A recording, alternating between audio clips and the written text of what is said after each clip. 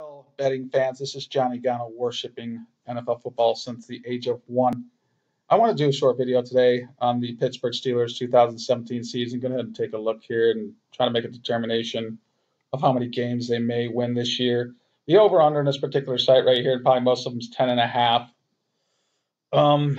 So obviously, this is probably right about right, actually. I have a good buddy. He's a Steelers fan, and I'm in the same division. I'm a Browns fan, so they can be friends. Browns and Steelers fans can be friends.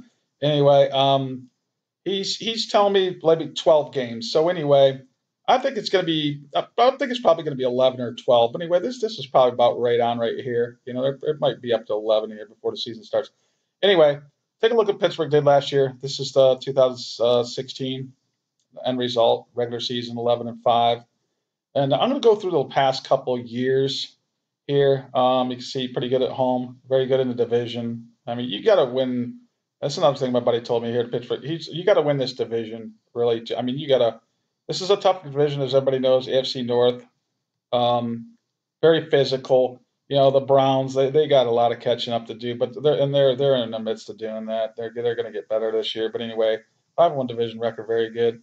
Let's go ahead and move on here. Here's Pittsburgh's schedule for 2017 regular season. Right here, starting off in Cleveland, September 10th.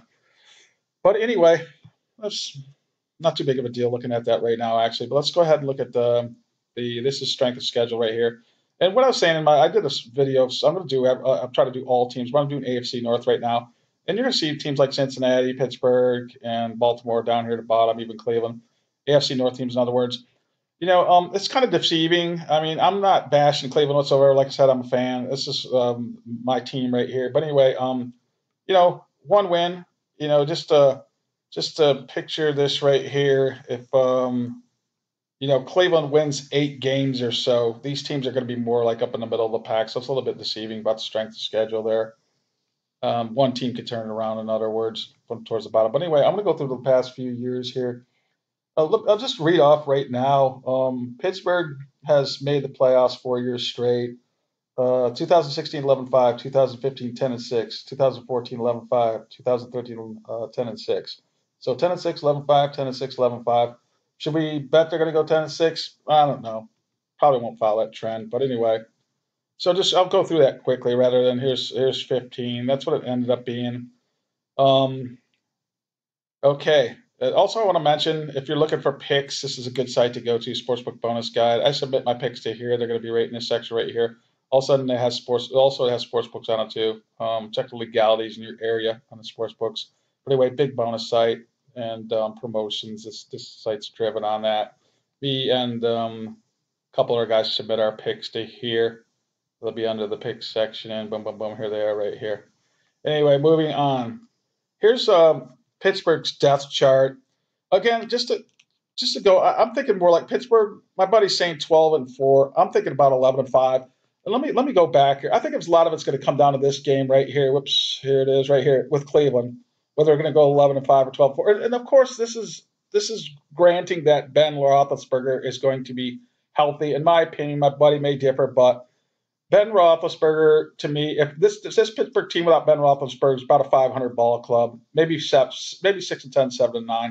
Anyway, he's going to be healthy. It might come down to here. If they already have the division wrapped up and their seed wrapped up, they may go 11-5 because they're not going to beat Cleveland this year with a backup quarterback. They wouldn't have last year. Cleveland, I got to believe, through that game. If anybody watched it, they dropped the ball 2 times right on the 1-inch line. It's pretty much dropped it. I mean, I'm not saying they did that to get the first pick, but I mean, read between the lines. Anyway, they'll go 11-5 if they got it. So, you know, when you're trying to figure out how many wins they may have, there's too much involved. You can have an educated guess, but if anybody says, "Oh, I'm an expert," so I'm going to guess, they're lucky is what it is, because you can't control stuff like this. So anyway, they're going to the playoffs and they need to win this game. They're probably going to win it. Anyway.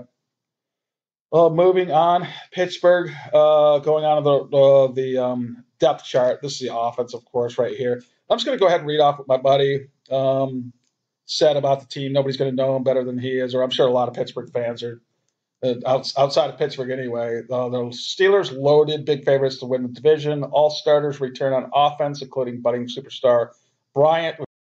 Juju. That's Juju Smith-Schuster. Should start in the slot. He's not listed on here, but I want to mention this is ESPN, and I've seen mistakes on here. Like, for example, the Browns, they have Gary Barnidge listed as their starting tight end. He's not even on the team. He's a free agent. Anyway, Juju Smith-Schuster, which I remember watching him at USC. He actually had a better year before his last year at USC. He's one of these guys that just stand out on the field. I think he was number 9 with that team. He just stands out. That's what I look for a lot in college when I'm doing evaluations on player. Who stands out on the field?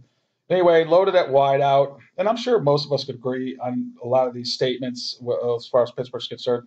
Best Steelers line in years, returns intact. Bell, who returns as one of the best all-around backs in the NFL. Only weakness at tight end. Green was cut. Jesse James, the starter, should improve. David Johnson, the backup, great blocker. Steelers love him. No big athletic pass catcher here. One of the best overall offenses in the NFL. I agree on all those points. And here we can see Roethlisberger. I mean, just one of the better quarterbacks of my time anyway. Well, I don't know. I go back pretty far, back into the 70s. So anyway, of the modern era here in the last 20 years anyway, let's just say that. But anyway, the guy, whenever you have him on the field, you got a chance to win. And Antonio Brown, nobody can cover that guy. And they're pretty deep at receivers, right about that. Sammy Coates, remember him coming out of Auburn, pretty good. David DeCastro out of Stanford. He finally got it together after a couple of years in the league. Just building a pretty good line. These guys are pretty solid here. Anyway, let's go ahead and move on to the defense. What we got about the defense here? Up and coming, should continue to prove to it. I liked him coming out of Notre Dame. Hayward, my boy from Ohio State. Ironhead's son. Cameron, I think his first name is. Anyway, those guys are studs right on the defensive line. They cause havoc in the backfield. I've noticed that. Sometimes I hate it, believe me. And he's saying here that this is my buddy from Pittsburgh's statements here. And Hargrave, one of the best defensive lines in the league. Okay. Let's see. Steelers play sub packages 70% of the time, usually with 2 defensive linemen. Nose tackle gets pulled.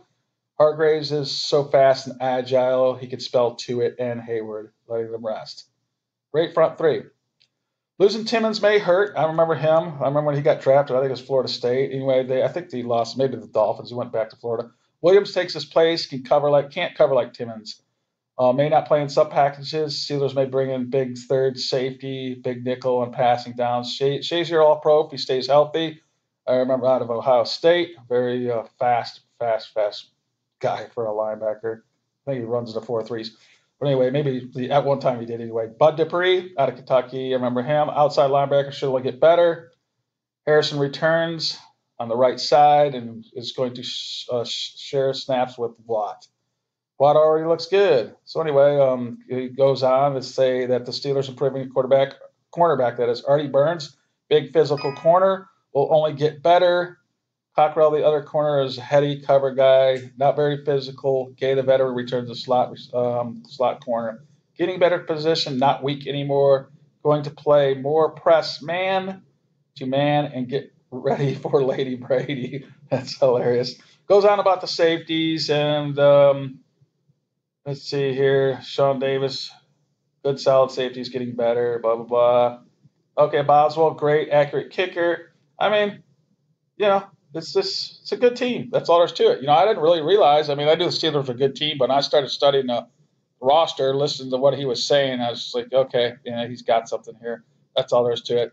And getting over I want to make a comment, getting over New England hump. It's New England to me, I'm not taking nothing away from Brady, but it's a system. Belichick could almost bring in anybody. How many times has he changed linemen? I like to see it. People always bash, the Browns bad draft picks or this team doesn't know how to draft. Well, doing the Patriots, you could probably not even draft for the next 10 years, and they're still going to have a playoff team. It's a system. Bill Belichick just knows what to do. Knows how to beat teams, knows how to game plan. But anyway, moving on here, I don't even know if I really want to look at the stats here, but the Steelers are, I think, top 10 both, tied for the top 10 offense there. Anytime you're in the top 10 of both offense and defense, this is scoring, by the way, statistics, you got a pretty good team. But anyway, overall, Pittsburgh, like I said, Pittsburgh's going to be, if I had to say it, like I said, nobody knows, and Ben Roethlisberger's healthy, plays every game. I can't see how they're not an 11-5 team. I really can't. Couple of these teams are and also I want to add that playoffs teams or wild card teams I think are going to come from the AFC North. I kind of think it's going to be Cincinnati. Pittsburgh should win this division. There's going to be one out of the AFC West. I think Colts are going to have down here. Jaguars are going to start moving up. New England's going to make the playoffs from here. Miami, unfortunately, had you know, going to take a step backwards with Tannehill. I don't think Cutler's going to, he may be all right. Who knows? We'll see what happens with the guys. They're a pretty decent team overall. They won a lot of games towards the end of the season. Anyway, so that all being said, Pittsburgh Steelers, 2017. If I had to guess, and once again, you can make an educated guess, but if you get it exact, you're kind of lucky. I'm going to say they're going to be 11-5. Cincinnati's probably going to be in the 10-win area. It depends on if they have a couple wins against Cincinnati. They're not going to try to win that last game if that's Division One. They have maybe the number 2 or 1 seed locked up. They're going to be 12-4, 11-5. I'm just going to go 11-5. Anyway, this is Johnny Gano. Good luck, NFL bettors, 2017 NFL season.